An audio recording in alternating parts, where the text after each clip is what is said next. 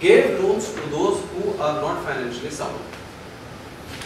These subprime lenders gave mortgage subprime home loan who are not credit worthy, who are not financially sound. The problem started here. That's why in papers we have been reading that greed is the cause of this financial crisis. Greed. To earn more income, they gave loans to those who were not credit worthy. Further, there was one more problem. Against this loan, they created securities and sold them in the market. I have asset, I created paper and gave it into the market to the investors. All these things, when it was pumped in, money was pumped in more, again and again, without taking into consideration the credit worthiness of the borrowers. The balloon, we have been listening, the credit balloon was aired so much that finally it was supposed to burst. And it is what is shown here. Instead of giving money to those who had good income, they gave it to those who don't have the suitable or stable financial. They are financially stable or financially sound, and they don't have the income.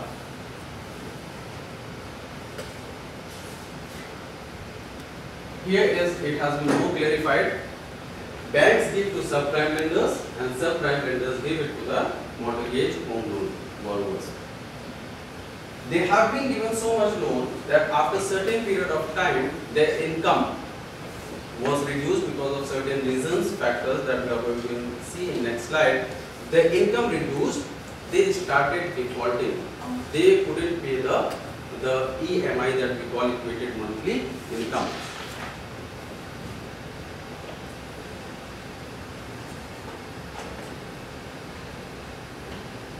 What actually went wrong? See, when the money was given to the borrowers who don't have income, the situation was different. The economy was growing. At that time, the economy was growing, everyone was getting income. The rate of interest was low. Easy initial payment to attract borrowers.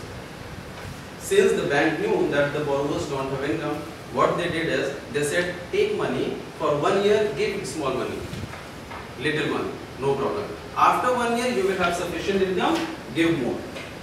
So they attracted to those who even don't have the basic, who didn't fulfill the basic requirement also. Declining lending standards. The lenders did not follow the required credit check they were supposed to do.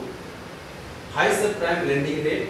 Now, they borrowed at the subprime lenders borrowed from bank at low rate and they gave it to high rate to the borrowers.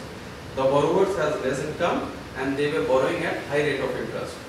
It was again a burden for them. And floating interest rate for subprime home loan, again it is a problem that when the borrowers are taking money, there is a condition that if interest rate goes up, their EMI will increase. And finally, ever increasing real estate prices, the price of the real estate was increasing. Therefore, the borrowers thought, if we don't have enough income, we will sell it and repay the money. That was what also reason there. And now, when the market has crashed, this is the situation. Just the things reversed. At that time, economy of US was growing. In recent time, the economy was slowing down. And we all know that if economy is slowing down, the job will, there is unemployment. The income decreases. The prices of the things may be high. Therefore, the slowing US economy, rising interest rates, which further increased the subprime rate, unrealistic real estate prices, that is one another reason. The prices of oil also increased. We knew that in recent, just before 1 to 2 months, the prices were as high as $147. Then, because of the slowing down of the US economy, job losses or unemployment increased. declining income or salary. Because of the slowing down of the US economy, the income, the salary was also cut down. Default in EMI payment, because of all above factors, there increased a default in the EMIs. The borrowers couldn't pay their EMI which they were supposed to pay every month.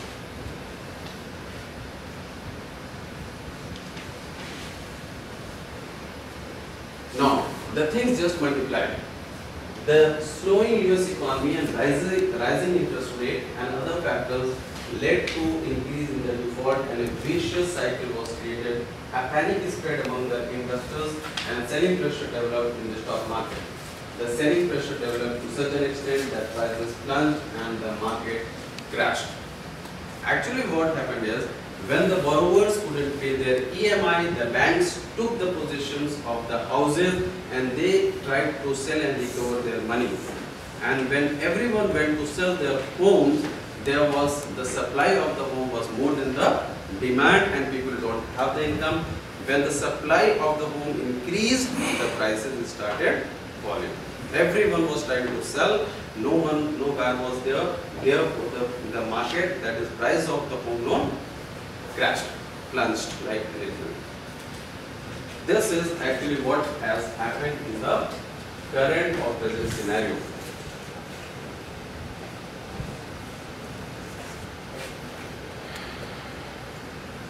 We can have a look in the downfall in the different stock markets of the world.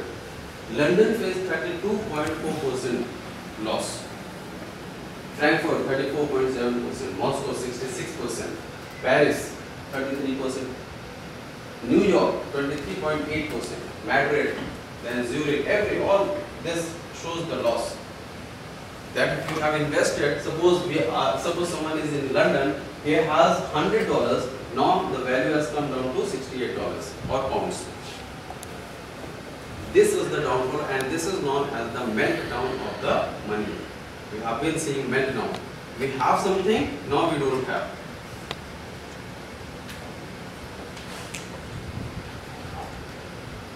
It is not like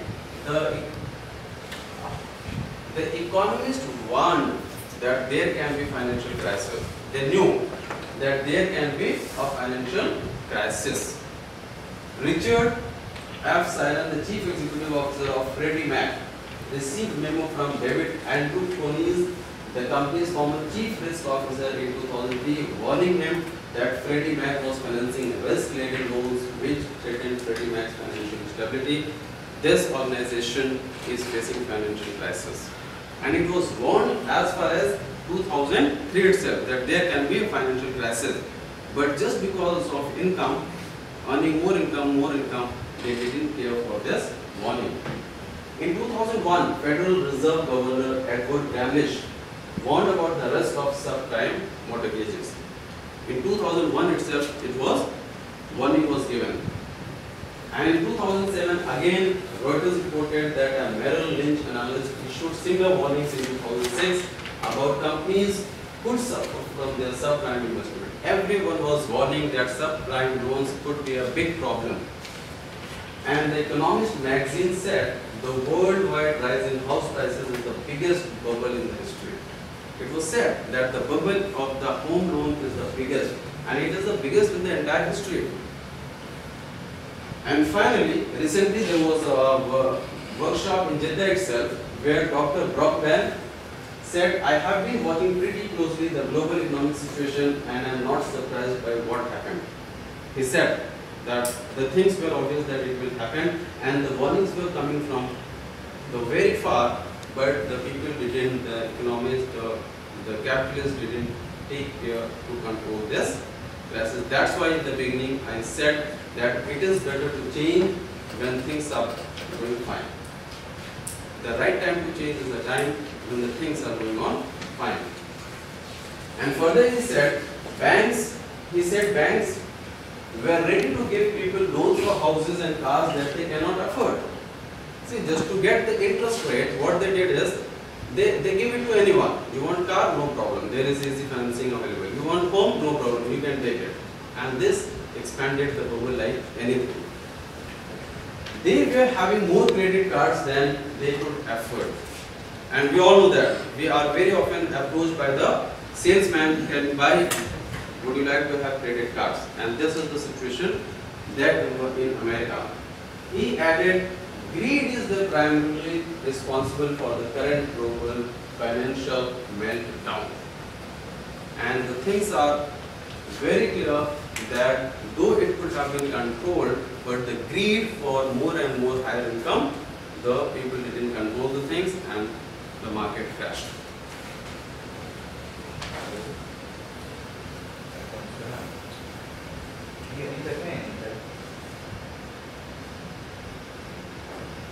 Now, being in, let's say, Muslim country, this is my view or point that this is the time when economists must think about Islamic financial system. Because we know that in 1991 the USSR socialist economy has been failed. After the collapse of socialistic economy of USSR in 1991 and capitalistic economy of US, that is present economy of America, has crashed. Now, is this the appropriate time for the academicians, for the economists, for the financial experts to think about the Islamic financial system? Now, we have to decide. I have just given few points about the Islamic financial system. Principles of Islamic financial system. The first point it says is prohibition of interest. It believes in risk sharing. If these two components are involved in the lending system, this problem would have never occurred. When you are supposed to share the risk with the borrower, you will never give money to a person who is not credit worthy. You will think thrice whether to give or not to give. Prohibition of speculative behavior. Islamic financial system also prohibits the buying and selling of let's say of less credit worthy instruments which are not reliable. And then the contracts are sanctity of contract. Means the things should be very clear when you are contracting. You should not be trying to deceive any person. And now finally, I have just given 2 points in conclusion from the very beginning. That it is nothing, thus it can be inferred from the foregoing discussion that the burst was expected any time. It has been, the people experts, financial experts, economists have been warning again and again there can be this situation. Many experts have been forecasting it. Further, it is obvious that the greed to earn more and more money by the financial institutions which encourage them to extend loans to subprime borrowers who could not sustain the pressure of EMI for long is responsible for this crisis. This is just, I have tried to present and give an idea of what exactly happened in the financial market, how it happened, what was the cause, who is responsible, and why it has all happened. This is just I have given a presentation.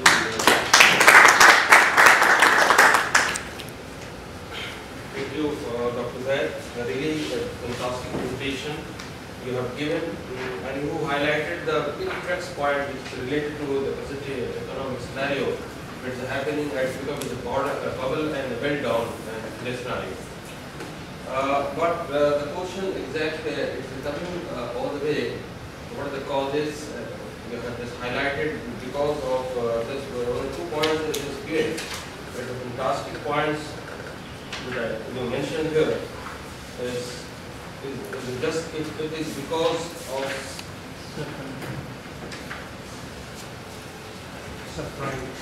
subprime loan. This is the main reason. So, and last you just given and have a question mark to the audience, and not audience, it is just like, as you can say, on behalf of whole world they are watching. Is there any solution? So really it's a question mark, and we are following the basic tenets of Islam. That Islam is the only way. الدين عند الله الإسلام ومن يبتغي غير الإسلام دينا ومن يقبل منه وهو في الآخرة من الخاسرين. It's clear, it is crystal clear that there is no way at all except Islam. Islam is the only way of solution today. So no doubt that Dr. Zaid is also thinking in the same direction, and the world is also looking, and the whole world is in the respect of this the report, the Jeddah recently conference from US-based people has come, and they also express and they think over it. There is a need of financial economic system and economic model, and the people are just marching ahead to discuss, and there is a need of kind of model. So it is just like we have started the initiative. It's not like we are here with all solutions. We are all intellectuals, those who are having something. There is a need of to come forward and think over it as a model which is a highly solution. So here our Vice Dean Academic, Dr. Sati is also here. It's an opportunity, and thank you for joining us, sir. So I'll just request him to just say a few words on this particular discussion. Thank you, Dr. Ansari. I'd like to thank Dr. Zaid for an excellent presentation, and I would like to encourage everybody to keep up with these seminars. I learned a lot of things. I had the intention to be present and get benefits out of this, enrich my knowledge about this. It was actually, I don't know, I remember when I opened up an account in a bank. That was only, I think, $500. Only $500. And the first question I was asked by the lady, the banker, is, do you want to buy a house? If you want, we can provide you the loan. So the credential of the borrowers as is the main, I think, problem. And once you buy the house, you can get another loan based on the house you bought. So you have two loans. So they reached the point that they couldn't repay the loans. What I would love to see from Dr. Zaid is to say something about insurance. AIG is the largest insurance company in the world. Was about to get bankruptcy? Yes. Was about to be bankrupt. Because of this crisis. Because they insured the loans and they couldn't get anything to repay for the banks. The largest company in the world, you're talking about trillions of capitals and business. So it's a big